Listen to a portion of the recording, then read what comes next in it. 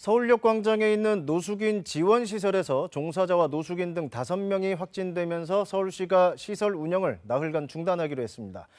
서울에 있는 대전 IEM 국제학교 같은 종교단체 소속 비인가 시설 2곳에 대해선 선제 검사가 진행 중입니다. 오대성 기자입니다.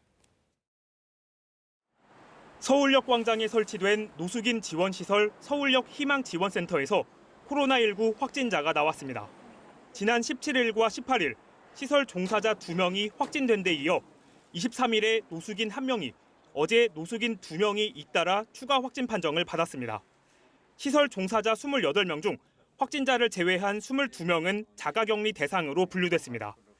특히 이 시설은 하루 70여 명의 노숙인에게 응급 잠자리를 제공하는 등 다수가 이용한 걸로 파악됐습니다. 서울시는 시설 이용 시 발열 체크와 출입명부 작성 등이 이루어졌다면서 밀접 접촉자 분류가 가능할 걸로 예상했습니다. 이어 인근 노숙인 등을 대상으로도 검사받을 것을 안내하고 있다고 전했습니다. 센터 운영은 29일까지 중단 후 30일 재개될 예정이며 서울시는 샤워와 옷이 필요한 노숙인에게 인근 다른 시설을 이용해달라고 전했습니다. 이외에도 강동구 가족 모임과 관련해 4명이 추가 확진됐고 중구 소재 직장과 동대문구 소재 사우나와 관련해서 각 2명씩 추가 확진 판정을 받았습니다.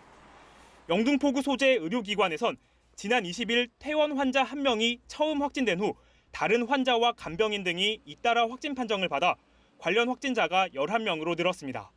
서울시는 역학조사에서 공동으로 사용하는 의료기기와 승강기 내부, 화장실 변기 등 환경검체 65건을 검사한 결과 모두 음성이 나왔다고 밝혔습니다.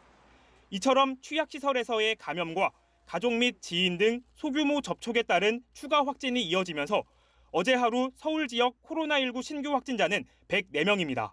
지난 7일 이후 19일째 하루 100명대를 유지하고 있습니다. 한편 대전에서 집단 감염이 발생한 종교단체 소속 비인가 시설과 관련해 서울 관련 시설 2곳은 대전 선교회와는 대면 접촉이 없던 걸로 파악됐습니다. 다만 서울시는 이 2곳의 학생과 교사 40명을 대상으로 오늘 검사를 진행할 예정이라고 밝혔습니다. KBS 뉴스 오대성입니다.